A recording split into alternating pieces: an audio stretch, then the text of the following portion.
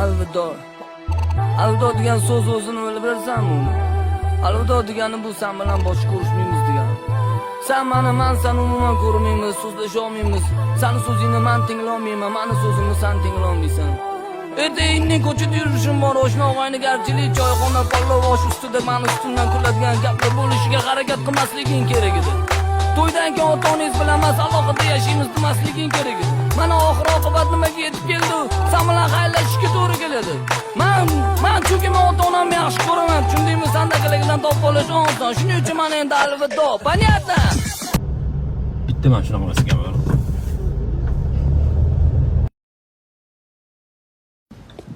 Ömrüm. Maşallah. Maşallah.